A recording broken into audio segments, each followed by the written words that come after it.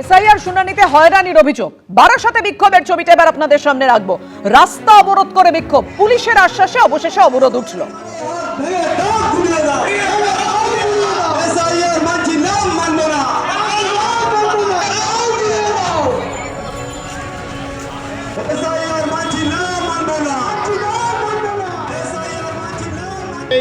ওই হিয়ারিংয়ে ডাকছেন, একের পর এক নোটিশ আসছে এবং হাজার একটা কাগজ জড়ো করতে বলছে, যেটা কিন্তু আমরা তথাকথিত একটু লেখাপড়া শিখেও যেভাবে পাচ্ছি অ্যারেঞ্জ করছি, কিন্তু সারা ওয়েস্ট বেঙ্গলের মানুষকে যেভাবে হয়রান করা হচ্ছে, যারা নামের ভুলের ক্ষেত্রে অনেককেই দেখা যাচ্ছে যে নামের ভুলের এদিক ওদিক আছে, তার জন্য হ্যারাসমেন্ট করছে। বাসন্তীর পর এবার ঢোলাহাটের ছবিটা দেখুন। দক্ষিণ 24 পরগনার ঢোলাহাটে বিক্ষোভ, অবরোধ, আগুন, রাস্তায় টায়ার জ্বালিয়ে এভাবেই চলল অবরোধ বিক্ষোভ।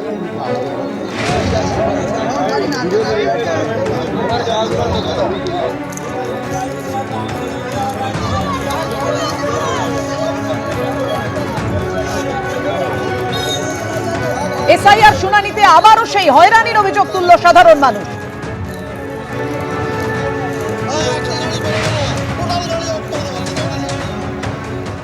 বিগত কয়েকদিন আমাদের যে এসআইআর নামে যে ফর্ম ফিল আপ করে জমা দেওয়ার পরেও আমাদের সে সব কাগজ ডকুমেন্টস ফেরত দেয়, আমাদেরকে বারে বারে ফিরিয়ে দেওয়া হচ্ছে।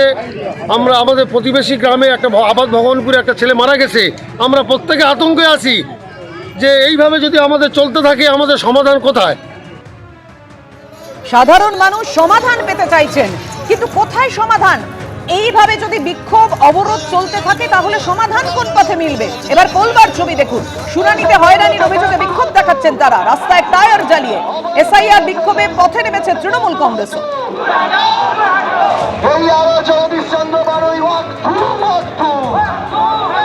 স্থানীয় মানুষজন এসআইআর শুনানিতে গিয়ে হয়রানির মুখে পড়েছেন, সেই অভিযোগ তুলে তারা বিক্ষোভ দেখাচ্ছেন। অন্যদিকে তৃণমূল কংগ্রেস তারাও বিক্ষোভে নেমেছেন। ফর্ম 7 এর মাধ্যমে ভোটারদের নাম বাদের চেষ্টার অভিযোগ তুলেছেন তারা। পোলবার আলীনগরে পথ অবরোধ করেছে তৃণমূল।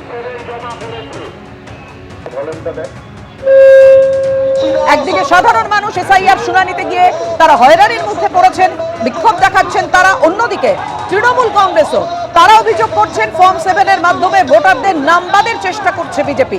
এই অভিযোগ তুলে তারা পোলবার আলীনগরে পথ অবরোধ করেছে।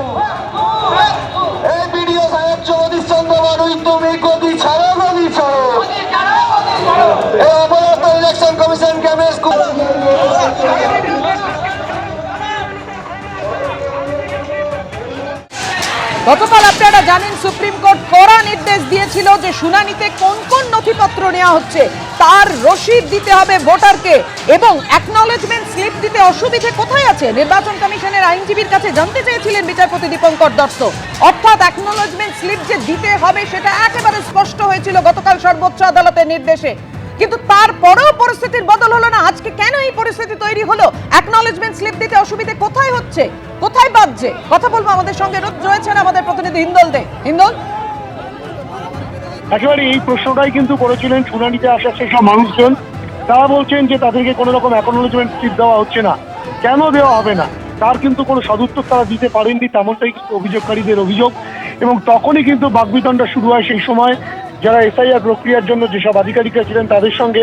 এবং তারপরেই কিন্তু ধাক্কাধাক্কির পরিস্থিতি এবং তাণ্ডব দেখা গিয়েছে কিছুক্ষণ আগেই বাসন্তীতে, এবং সেখানে কিন্তু রীতিমতো ভাঙচুর, একেবারে রাস্তা অবরোধ, টায়ার জ্বালিয়ে। এবং এই পরিস্থিতিতে সেই সামাল দেওয়ার জন্য পুলিশ কার্যত প্রথম ক্ষেত্রে একেবারে ব্যর্থ হয়। পুলিশের সামনেই গোটা প্রক্রিয়া চলে। তখনই কিন্তু বেশ কয়েকজন তৃণমূলের নেতা কর্মী যারা পঞ্চায়েত সমিতির সঙ্গে যুক্ত, তারা এসে কিন্তু সেই যারা এই বিক্ষোভ দেখাচ্ছিলেন তাদেরকে সরানোর চেষ্টা করলে তাদের সঙ্গে হাতাহাতির পরিস্থিতি, মারামারি পরিস্থিতি তৈরি হয়। এবং এই পরিস্থিতি দেখে উত্তেজনা একেবারে চরমে গিয়ে পৌঁছে। এবং এই পরিস্থিতি সামাল দেওয়ার জন্য বিশাল সংখ্যক পুলিশ, এসডিপিও ক্যানিং এর নেতৃত্বে বারুইপুর পুলিশ জেলার পুলিশ সেখানে পৌঁছেছে।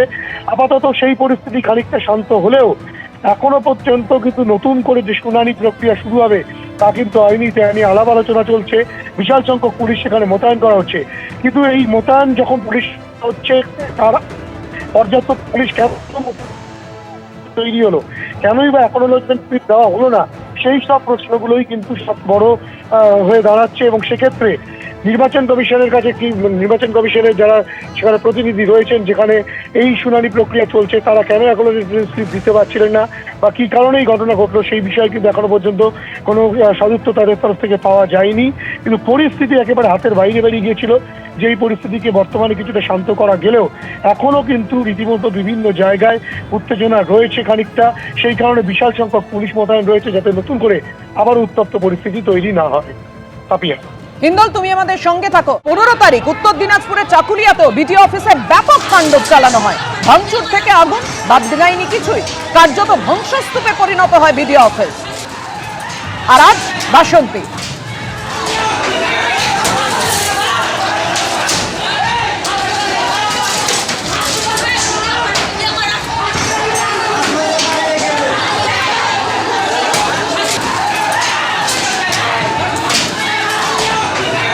কি বলছেন স্থানীয় বাসিন্দাদের একাংশ যারা এই শুনানিতে এসেছিলেন, দেখুন।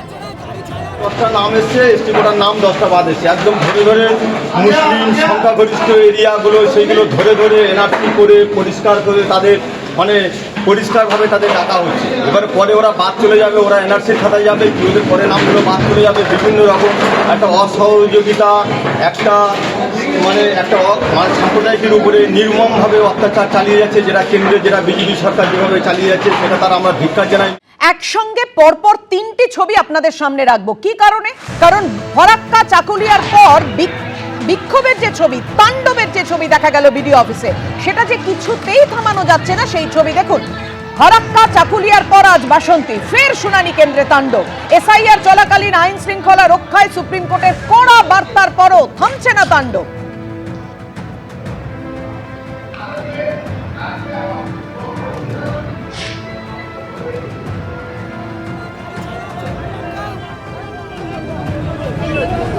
বাসন্তীতে এসআইআর শুনানি কেন্দ্রে এভাবেই চলে তুলকালাম। নথি জমার পর রিসিপ্ট না দেওয়ার অভিযোগ।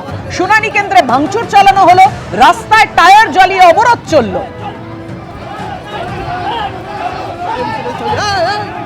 সামনে যাচ্ছে।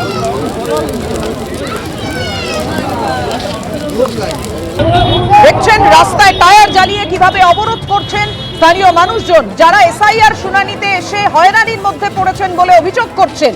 কিন্তু গতকাল আপনারা জানেন কড়া নির্দেশ দিয়েছিল সর্বোচ্চ আদালত। পর্যাপ্ত কর্মী ও পুলিশ মোতায়েনের বিষয়টি নিশ্চিত করতে হবে ডিএমদের, ডিজিপিকেও নিশ্চিত করতে হবে যে কোথাও যেন আইন শৃঙ্খলার পরিস্থিতির অবনতি না হয়। তারপরেও আজকে এই ছবি।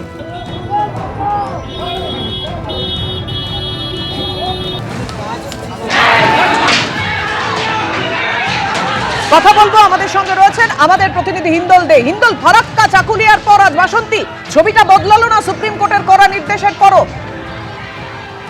একেবারেই দেখো, শুনানি কেন্দ্রগুলোতে কিন্তু এই গন্ডগোলের চিত্র পরপর ঘটেই চলেছে। তারই পুনরাবৃত্তি কিন্তু এবার দক্ষিণ 24 পরগনার বাসন্তীর সোনাখালীর কর্মতীর্থে, যেখানটায় কিন্তু সেই এসআইআর এর শুনানি প্রক্রিয়া চলছিল।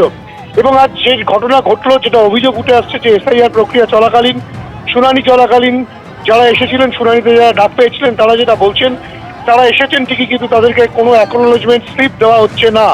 তারা যে এসেছেন, তারা যে যেসব তথ্য জমা দিয়েছেন, তারপরেও তাদেরকে কোনো রকম কোনো স্লিপ দেওয়া হবে না। এই নিয়েই কিন্তু প্রথমে বাকবিতণ্ডা এবং তারপরে পরিস্থিতি এমন একটা জায়গায় গিয়ে পৌঁছয় যে ভাঙচুরের ঘটনা পর্যন্ত ঘটে। তুমি দেখতেই পাচ্ছ যে চেয়ার টেবিল বিভিন্ন দিকে ভেঙে চলে ভাঙাচোরা অবস্থায় পড়ে রয়েছে এবং রীতিমতো উত্তপ্ত পরিস্থিতি তৈরি হয়। যারা আধিকারিক ছিল তাদের সঙ্গে ধস্তাধস্তির পরিস্থিতি তৈরি হয় এবং এক প্রকার টায়ার জ্বালিয়ে বিক্ষোভ প্রদর্শন পর্যন্ত করেন এসআইআর এ যারা ডাক পেয়েছিলেন, শুনানিতে যারা ডাক পেয়েছিলেন তারা। এবং এই পরিস্থিতিতে পুলিশ এসে তাদেরকে সরানোর চেষ্টা করলে পুলিশ কার্যত প্রথম ক্ষেত্রে ব্যর্থ হয় এবং তখন স্থানীয় পঞ্চায়েত সমিতির যারা ছিলেন তারা, অর্থাৎ কিনা তৃণমূলের কর্মী সমর্থক কয়েকজন নেতা, তারা কিন্তু তাদেরকে সরানোর চেষ্টা করলে অবরোধকারীদের সঙ্গে তাদের কিন্তু হাতাহাতি, ধস্তাধস্তি, মারামারি পরিস্থিতি তৈরি হয়। তুমি দেখতেই পাচ্ছ। কিন্তু কেন এই পরিস্থিতি এতটা উত্তপ্ত হয়ে উঠলো? এবিপি আনন্দ, এগিয়ে থাকে, এগিয়ে রাখে।